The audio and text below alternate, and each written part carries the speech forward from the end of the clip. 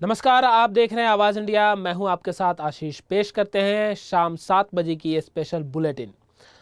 स्वतंत्रता दिवस की पूरे देश भर में धूम। कोलकाता के अलीपुर जेल के बाहर शूट किया हुआ एक वीडियो जो आपको देखकर बहुत अच्छा लगेगा।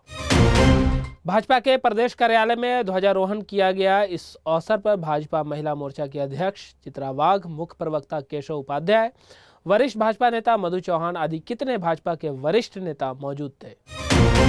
महाराष्ट्र में पक्ष विपक्ष में बयानबाजी अपने चरम सीमा पर है। संजय राउत को लेकर निशाना करते हुए उनकी बुद्धि भ्रष्टाचार और महिलाओं का अपमान करने वाला बताया गया है। मुंबई के गोवंडी हत्याकांड के पीछे ड्रग माफिया का हाथ। मुंबई के गोवंडी में 17 साल के युवक की हत्या की गई थी। थाने में स्थित ज्वेलर्स की दुकान को लूटने आए 4 में से एक गुंडे को भीड़ ने पकड़ लिया, जबकि 3 भागने में कामयाब हो गए। मुंबई करों के लिए खुशखबरी, कांदिवली में बनेगा स्पोर्ट्स कॉम्प्लेक्स। 37 एकड़ जमीन स्पोर्ट्स अथॉरिटी ऑफ इंडिया को दी जाएगी। पीयूष गोयल ने दी जानकारी। शिवसेना नेता संजय राउत ने विपक्ष पर निशाना साधते हुए धारा 370, कश्मीर में आतंकी हमले और सेबी जैसे मुद्दे पर कटाक्ष किया। पालघर के डिप्टी कलेक्टर रिश्वत लेते रंगों हाथ पकड़े गए। 50,000 के रिश्वत लेते हुए एसीबी की टीम ने गिरफ्तार किया। अपने स्वतंत्रता दिवस की सुबह की शुरुआत एक अनोखे संगीतमय स्वर से करें। दुनिया के सबसे अविश्वसनीय रूप से विविध और ऊर्जावान देश का हिस्सा होने का जश्न मनाएं। यह वीडियो कोलकाता की अलीपुर जेल के बाहर शूट किया गया है, जहां नेताजी और अन्य स्वतंत्रता सेनानियों ने को कैद किया गया था। उन महान पुरुषों और महिलाओं ने अपना साहस और आदर्शवाद से हमारे बेहतर कल के लिए अपना वर्तमान बलिदान कर दिया था। हम उनके सम्मान और जश्न मनाते हैं। मन भयमुक्त रहे और सिर हमेशा ऊंचा रहे। स्वतंत्रता दिवस की हार्दिक शुभकामनाएं। आज विश्व के सबसे ज्यादा जनसंख्या वाले और आदर्श लोकशाही जाने माने वाले अपने भारत देश स्वतंत्रता दिवस सभी ओर मनाया जा रहा है। आज के इस अवसर पर भाजपा विधान परिषद गुट नेता प्रवीण दरेकर ने भाजपा प्रदेश कार्यालय में ध्वजारोहण किया। इस अवसर पर भाजपा महिला मोर्चा की प्रदेश अध्यक्ष चित्रा वाघ, भाजपा के मुख्य प्रवक्ता केशव उपाध्याय, वरिष्ठ भाजपा नेता मधु चौहान, पूर्व विधायक राज पुरोहित और अन्य पदाधिकारी उपस्थित हुए। इसी बीच विधायक प्रवीण दरेकर ने स्वतंत्रता दिवस की शुभकामनाएं। महाराष्ट्र में पक्ष और विपक्ष में बयानबाजी अपने चरम सीमा पर है। संजय राउत के ट्वीट को लेकर महायुति ने निशाना साधते हुए संजय राउत को बुद्धिभ्रष्ट और महिलाओं का अपमान करने वाला बताया है। संजय राऊताच्या बुद्धिभ्रष्ट डोक्यातून आज एक ट्वीट बाहेर आलंय। त्यात म्हटलंय त्यांनी की एक बाई पडली, तिला शिंदे, फडणवीस, पवार साहेबांनी हाताशी धरलं आणि असा अर्थ काढून केवळ मतदानासाठीच ते आम्हाला अशा प्रकारचं ट्वीट आहे। मला राऊतांना एक सांगायला पाहिजे की लाडकी ताई, लाडकी बहीण, लाडकी आई असं म्हणणं ही महायुतीच्या नेत्याची संस्कृती। आणि तुमची संस्कृती कशी आहे की एखाद्या भगिनीचा सन्मान करण्यापेक्षा तुम्ही बाई म्हणता, हाच खऱ्या अर्थाने महिलांचा फार मोठा अपमान आहे। आणि हे नक्कीच आहे की आम्ही ताईवर कुठलेही उपकार करत नाहीत।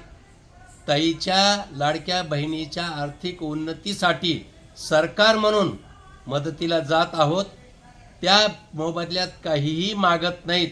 तुम्ही सांगत होतात ही योजना फसवी आणि आज लाडक्या बहिणीच्या नावावर खात्यावर पैसे पडताना दिसत आहेत। पण तुमच्या बुद्धीचं दिवाळं निघालंय। किमान ताई पडली, आई पडली, माता पडली असं म्हटलं असतं तर काय तुमच्या तोंडाला आग लागली असती कशाची? लक्षात घ्या संजय राऊत, तुम्ही स्वातंत्र्य दिनाच्या औचित्यानं बाई म्हणून आमच्या माता भगिनीचा फार मोठा अपमान केलाय, हे नक्कीच। मुंबई के गोवंडी इलाके में 17 साल के युवक की हत्या के मामले में युवक के परिजनों ने सनसनीखेज खुलासा करते हुए ड्रग माफिया और सपा अध्यक्ष अबू आजमी पर भी गंभीर आरोप लगाया है। 17 साल के युवक की हत्या को लेकर मां डर और सदमे में है। आम आदमी पार्टी के सहयोग में आगे आई है। 17 साल के बेटे की निर्मम हत्या के बाद न्याय पाने के लिए और अपनी बात रखने के लिए मां को प्रेस कॉन्फ्रेंस का सहारा लेना पड़ रहा है। मां ने बताया बेटे की हत्या में ड्रग माफिया का हाथ है। दरअसल पूरे घटनाक्रम की बात करें तो गोवंडी के शिवाजी नगर इलाके में 17 साल के नाबालिग युवक अहमद पठान की खुलेआम 3 से 4 लोगों ने तलवार से हत्या कर दी। हत्या के बाद खून से लथपथ युवक का शरीर सड़क पर पड़ा रहा। हमले में युवक की मौत हो गई। घटना के बाद हत्या का वीडियो भी वायरल हो गया। अहमद पर हमला एक भीड़ भाड़ वाली सड़क पर किया गया था। आरोपियों समेत 3 से 4 लोग तलवार और लाठियों के साथ पहुंचे थे और उस पर हमला किया था। 17 वर्षीय अहमद मदद के लिए चिल्लाता रहा, लेकिन हमलावरों ने एक के बाद एक लगातार वार किया, लेकिन किसी ने बीच बचाव करने की हिम्मत नहीं दिखाई। घटना के बाद पुलिस ने हत्या में शामिल एक युवक और उसकी पत्नी को गिरफ्तार किया है। युवक की मौत के बाद इलाके में सनसनी फैल गई। मृतक का परिवार सदमे में है और डर के साए में जीने को मजबूर है। हत्या को लेकर मृतक के परिवार का आरोप है कि ड्रग्स माफिया के चलते हत्या हुई है।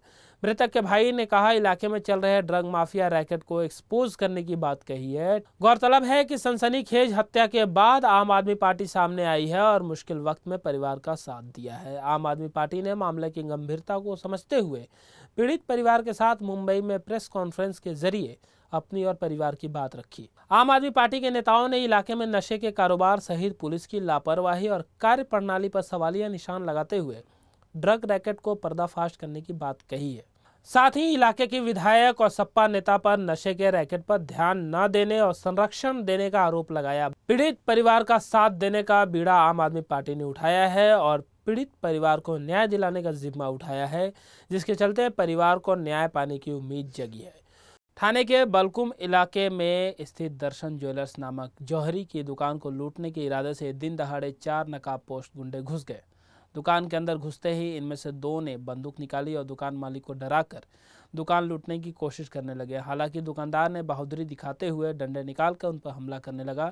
इसके बाद उन्होंने बाकी लूटपाट करनी चाहिए, जिससे ये गुंडे अपनी दुम दबाकर भाग गए। इस पूरे घटना के बाद दुकानदार की जमकर प्रशंसा की जा रही है और पुलिस को इसकी जानकारी मिलते ही पुलिस भी एक्शन मोड पे आ गई है। बता दें, चारों में से 3 लोग भागने में सफल तो हो गए और चौथे को लोगों ने पकड़कर कापुर बावड़ी पुलिस के हवाले कर दिया। दुकान मालिक के इस कारनामे की आज पूरे शहर में चर्चा हो रही है। महाराष्ट्र में मुंबई स्थित उत्तर मुंबई लोकसभा सीट से सांसद और केंद्रीय मंत्री पीयूष गोयल ने मुंबई में आयोजित प्रेस कॉन्फ्रेंस के दौरान जानकारी देते हुए बताया कि कांदिवली के 37 एकड़ जमीन स्पोर्ट्स अथॉरिटी ऑफ इंडिया को दी जाएगी, जहां पर अंतर्राष्ट्रीय स्तर का स्पोर्ट्स कॉम्प्लेक्स बनेगा, जहां राज्य और देश ही नहीं बल्कि विश्व स्तर के खिलाड़ी तैयार किए जाएंगे। साथ ही उन्होंने कहा कि उत्तर मुंबई में रुके हुए कामों को गति मिलेगी। ये साई का स्पोर्ट्स कॉम्प्लेक्स 37 एकड़ जमीन स्पोर्ट्स अथॉरिटी ऑफ इंडिया और महाराष्ट्र सरकार के बीच, मैंने सुना 20-25 वर्षों से एक अलग अलग कारणों से, कुछ मिसअंडरस्टैंडिंग्स, कुछ पेपर की कार्रवाई के कारण और अलग अलग सोच के कारण लटकी पटकी हुई थी। आज उसका full solution time bound banner में क्षीरसागर जी कलेक्टर उस जमीन को महाराष्ट्र के स्पोर्ट्स विभाग को अगले 2 हफ्ते में देंगे। महाराष्ट्र का स्पोर्ट्स विभाग तब तक स्पोर्ट्स अथॉरिटी ऑफ इंडिया के साथ चर्चा कर पूरा 37 एकड़ का एक होलिस्टिक डेवलपमेंट प्लान तैयार रखेगा, कैबिनेट पे लेके जाएगा जमीन ट्रांसफर होने के बाद उस एग्रीमेंट को, और आगे चल के पूरा 37 एकड़ स्पोर्ट्स अथॉरिटी ऑफ इंडिया को दिया जाएगा। उसका एक इंटरनेशनल लेवल का स्पोर्ट्स कॉम्प्लेक्स तैयार होगा और मैं उम्मीद करता हूं आगे चल के हमारे कांदिवली से ओलंपिक्स के लिए, एशियन गेम्स के लिए, कॉमनवेल्थ के लिए, नेशनल गेम्स के लिए खिलाड़ी तैयार होंगे। आसपास अच्छे स्कूल हैं, अच्छे कॉलेजेस हैं, लोकल लोगों को भी सुविधा मिलेगी। महाराष्ट्र भर से लोग वहां आएंगे। पालघर में हमारा आदिवासी क्षेत्र है, आदिवासी युवा युवतियों में बड़ा हुनर होता है, उनको हम वहां पे ट्रेनिंग दिलवाएंगे। महाराष्ट्र में विधानसभा चुनाव से पहले आरोप प्रत्यारोप का दौर जारी है। शिवसेना नेता संजय राउत ने विपक्ष पर निशाना साधते हुए सेबी चीफ पर लगे आरोप, कश्मीर में आतंकी हमला और धारा 370 सहित कई मुद्दों को लेकर सरकार को घेरा और निशाना साधते हुए गंभीर आरोप लगाया। अनेकदा लूट करत होते। आज महाराष्ट्राचे सरकार सुद्धा 3 गँग चालवत आहे आणि मग त्या गँगच्या माध्यमातून आपापल्या लोकांची दिवाळी केली जाते। आजच आपण नवीन माहिती जर घेतली असेल तर धारावी प्रकल्पासाठी या गँगनं गौतम अडाणी यांना 20 भूखंड मुंबईतले आधीच दिलेले आहे, धारावी पुनर्वसन प्रकल्पाच्या नावाखाली. आता आणखी 2 मोठे भूखंड त्यांना दिले जात आहेत आणि तशी आज माहिती समोर आली. त्यातला एक भूखंड हा जिथे तुम्ही उभे आहात, कांजूर, मेट्रो कडला, तो एक मोठा भूखंड त्यांना मिळतोय. आणि एक मुंबई शहरातला अजून एक भूखंड, म्हणजे एकूण 22 बहुमूल्य भूखंड धारावी प्रकल्पाच्या पुनर्वसनाच्या नावाखाली लुटले जात आहेत मुंबईचे. हे महाराष्ट्रामध्ये 3 गँगचं सरकार असल्यामुळेच ही लूट सुरू आहे आणि आपापल्या माणसांना असे भूखंड वाटले जातात. पूर्वी मुंबईत अंडरवर्ल्डचं दबाव असताना लँड ग्रॅबिंग, लँड माफिया हे मोठ्या प्रमाणावरती मुंबईत निर्माण झाले. आज धारावी प्रकल्पाच्या नावाखाली या गँगचे लाडके उद्योगपती लँड ग्रॅबिंग करतात. ज्याला मी लँड ग्रॅबिंग, लँड माफियागिरी आहे. तर आणखीन 2 भूखंड त्यांच्या नावावर जात असतील तर कोणत्याही परिस्थितीमध्ये शिवसेना या प्रकल्पाची एकही वीट रचू देणार नाही. चला, थँक्यू. मंत्रिमंडळाच्या बैठकीत जे वाद होता आहे, तुम्हाला काय वाटतं की हे वाद खरे आहेत? नाही, हे वाद खरे आहेत. हे वाद खरे आहेत. 3 या टोळ्यांमधलं गँगवॉर पेटलेलं आहे. किंबहुना जी मुख्य गँग आहे देवेंद्र फडणवीस यांची आणि मिंद्यांची, या 2 गँगमध्ये सगळ्यात जास्त वॉर सुरू आहे. आणि त्यात तिसरे गँग आता आल्यामुळे हे तिघातलं गँग वॉर आहे. राऊतसाहेब, लाडकी बहीण योजनेअंतर्गत महिलांच्या खात्यात आता पैसे जमा होऊ लागलेले आहेत. अनेक महिलांच्या खात्यात पैसे कालपासून जमा होण्यास सुरुवात झालेली आहे आणि पुढच्या काळातही साधारण 3,000चा हप्ता हे अशी हप्तेबाजी किती झाली तरी सरकारी पैशात या योजनेचा लाभ लाभार्थीने घ्यायला पाहिजे महाराष्ट्रातल्या. हे काय कोणाच्या खिशातले पैसे नाही. पण मला पूर्ण खात्री आहे मतांसाठी निर्माण केलेली योजना 2 महिन्यांनी यांचं सरकार जातात बंद होईल आणि नव्या स्वरूपात ही योजना आमचं सरकार महाविकास आघाडीचं ठाकरे 2 ही नव्या स्वरूपात त्याचं पुनर्जीवन केलं जाईल. मराठीतले 2 प्रश्न आहेत. इम्तियाज जलील यांनी असं म्हटलेलं आहे की त्यांची महाविकास आघाडी MIMची येण्याची इच्छा आहे. आत्ताच काही चर्चा करावी, अन्यथा जर काही फटका बसला तर आम्हाला दोषी ठरवू नये. ठीक आहे, त्याच्यावरती महाविकास आघाडीत नक्की चर्चा होईल. पण मला त्यांच्याविषयी असा कुठला प्रस्ताव आहे त्या संदर्भात माझ्याकडे माहिती नाही. लोकसभेच्या वेळेला सुद्धा एक प्रस्ताव अशा प्रकारे आला होता, पण त्या प्रस्तावावर आमच्याकडे चर्चाच झाली नाही. राऊतसाहेब, एक आणखी मराठीतला प्रश्न आहे की आज देशाचा स्वातंत्र्य दिन आहे आणि त्यात उद्धव ठाकरे यांनी शिवसेना भवनात ध्वजारोहण केलेला. यापूर्वी मुख्यमंत्री असताना ते मंत्रालयात ध्वजारोहण करायचे. पुढच्या 15 ऑगस्टला किंवा 26 जानेवारीला ते मंत्रालयात पुन्हा एकदा ध्वजारोहण. आम्ही शिवसेना भवनावर तिरंगा नेहमीच फडकवतो. आमची विचारधारा तिरंगा न फडकवण्याची कधीच नव्हती. ज्यांची होती त्या सत्तेवर आहेत आणि महाराष्ट्रात सुद्धा तेच सत्तेवर आहे. आणि त्यांच्याबरोबर एकनाथ शिंदे आहेत, हे लक्षात घ्या. ज्यांची तिरंगा न फडकवण्याची मानसिकता होती घरावर, कार्यालयांवर, देशावर, त्यांच्याबरोबर कोण बसलेले आहेत? तर शिवसेनेतून फुटून गेलेले लोक बसलेले. आम्ही तिरंग्याचा नेहमी सन्मान केला आणि तिरंग्यासाठी आम्ही बलिदान केलं सगळ्यांनी. तुम्ही म्हणता आता पुढल्या 15 ऑगस्टला काय करणार? पुढल्या 15 ऑगस्टला स्वातंत्र्य दिन मंत्रालयाच्या आवारात जो सोहळा होईल त्यात महाविकास आघाडीचं जे ठाकरे 2 सरकार येईल त्या सरकारचा मुख्यमंत्री तिथे तिरंगा फडकवेल अभिमानानं. मी ठाकरे 2 यासाठी म्हणतोय की ठाकरे 1 होतं आणि ते उत्तम सरकार होतं म्हणून आम्ही या सरकारला ठाकरे 2 म्हणतो. मुख्यमंत्री पदाचा निर्णय हा आम्ही एकत्र बसून घेऊ. अभी बोलिए.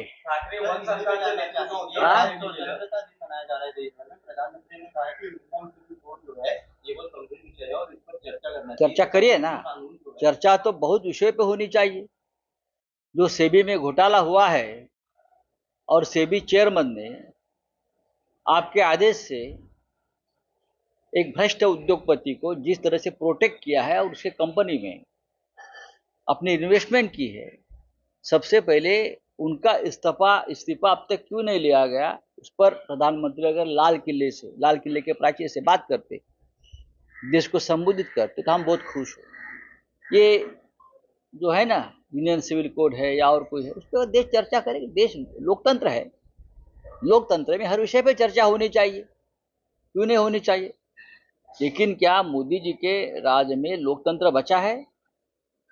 आप लोकतंत्र को खुले दिल से सांस लेने देते हो? ये उसके ऊपर बात होगी। यूनियन सिविल कोड या वन इलेक्शन वन नेशन, उसमें जरूर देश चर्चा करेगा। लोकतंत्र में चर्चा को महत्व है। चलिए, सर, एक समय ऐसा था जहां भारत में आतंकवादी घुसकर हमला करते थे, और एक समय अब ऐसा है जहां पर एयर स्ट्राइक किया जा रहा है, जिससे भारतवासी जो है वो प्राउड महसूस करते हैं। किस तरीके से देखते हैं बीते ऐसा कौन कहता है? मोदी जी कल जम्मू कश्मीर में जो हमला हुआ है आतंकवादियों का, उसमें हमारे कैप्टन सहित कुछ जवानों का बलिदान हुआ है। और जब से मोदी की सरकार 3 आई है, अब तक 17 आतंकी हमले हुए हैं और उसमें से 20 से भी ज़्यादा हमारे लश्करी आर्मी जवानों की शहादत हुई है। 50 से ज़्यादा हमारे जवान गंभीर रूप से घायल हुए। क्या मोदी जी और उनकी सरकार इस बारे में चर्चा कर सकती है, बात कर सकती है? अभिमान की बात नहीं है ये। आज भी मोदी जी वहाँ तिरंगा लहरा रहे हैं और हमारे जम्मू कश्मीर में हमले चल रहे हैं। हमारे जवानों का खून नदी की तरह बहा रहे हैं। चलिए, थैंक यू। एक हिंदी में सवाल है कि 370 कलम जम्मू कश्मीर में हटाने का शिवसेना ने समर्थन किया था, तो क्या यूनिफॉर्म सिविल कोड और वन नेशन वन इलेक्शन, अगर मोदी जी कहते हैं कि चर्चा होनी चाहिए, तो शिवसेना? हाँ, मोदी जी ने चर्चा शुरू करनी चाहिए ना। अगर लोकतंत्र देश में बचा है तो चर्चा होगी। लेकिन समर्थन करेगी क्या? जिस तरह अरे चर्चा होगी ना, मोदी ने चर्चा की बात की है ना, तो चर्चा करने से देश को किसने रोका है? 370 कलम हटाया, हमने समर्थन दिया। आज कश्मीर की स्थिति क्या है? अब तक 5 साल में ये लोग विधानसभा का चुनाव नहीं ले पा रहे, आतंकवादी हमले नहीं ये रोक सकते हैं। कल शाम को जो हमला हुआ है, कैप्टन सहित 2 जवानों की हत्या, बलिदान हुआ है, क्या मोदी जी उसके ऊपर चर्चा करेंगे? सदन में करेंगे? जिस तरह से देश को लूटा जा रहा है और मोदी जी के आदेश से सेबी चीफ माधवी बुच ने अपनी इन्वेस्टमेंट पूरी एक ऐसे उद्योगपति की कंपनी में किया है जिसके ऊपर सेबी की ही जांच चल रही है। ये मनी लॉन्ड्रिंग है पूरी तरह से, हजारों करोड़ का। क्या मोदी जी ऐसे विषय पर चर्चा करने के लिए तैयार है? खबर आ रही है महाराष्ट्र के पालघर से। पालघर जिला कलेक्ट्रेट के एक वरिष्ठ अधिकारी को 50,000 रुपए की रिश्वत लेते हुए एसीबी की टीम ने गिरफ्तार किया है। पालघर कलेक्ट्रेट के सामान्य प्रशासन विभाग के उप जिलाधिकारी संजीव जाधवर को मुंबई की भ्रष्टाचार निरोधक विभाग यानी एसीबी की टीम ने एक मामले में 50,000 रुपए की रिश्वत लेते हुए गिरफ्तार किया है। दरअसल आरोपी उप जिलाधिकारी ने एक व्यक्ति से भूमि सौदे के लिए अनुमति देने के बदले में कथित तौर पे 50,000 रुपए की रिश्वत मांगी थी। पीड़ित व्यक्ति ने एसीबी में शिकायत दर्ज कराई थी। एसीबी की टीम ने मंगलवार शाम कलेक्ट्रेट कार्यालय में जाल बिछाकर आरोपी को शिकायतकर्ता से रिश्वत की रकम लेते हुए रंगों हाथ पकड़ लिया। दिलचस्प बात यह है कि जब कुछ दिन पहले तबादला होने के बावजूद आरोपी अधिकारी ने इस्तीफा नहीं दिया था। मिली जानकारी के मुताबिक आरोपी अधिकारी को रत्नागिरी जिले से पालघर से राजापुर स्थानांतरित किया गया था, लेकिन अधिकारी 1 साल का एक्सटेंशन पाने की कोशिश में लगा हुआ था। शिकायतकर्ता वाडा में एक आदिवासी खातेदार की जमीन को अपने नाम करवाने गया था। नियमानुसार सभी कानूनी प्रक्रियाएं पूरी करने के बाद मंजूरी के नाम पर डिप्टी कलेक्टर जदवार ने शिकायतकर्ता से 50,000 रुपए की रिश्वत की मांग की थी। शिकायतकर्ता रिश्वत नहीं देना चाहता था तो उसने मुंबई के एसीबी विभाग में शिकायत दर्ज कराई थी। इसके बाद शिकायतकर्ता कार्यालय गया, फिर कार्यालय में ही 50,000 की रिश्वत देते हुए एसीबी द्वारा रंगे हाथ पकड़ा गया। आरोपी के खिलाफ भ्रष्टाचार निवारण अधिनियम के प्रावधानों के तहत मामला दर्ज कर दिया गया है और 17 अगस्त तक पुलिस कस्टडी में भेज दिया गया है। वीडियो जर्नलिस्ट शिवाजी काले के साथ अंजनी कुमार मिश्रा की रिपोर्ट, आवाज इंडिया, मुंबई।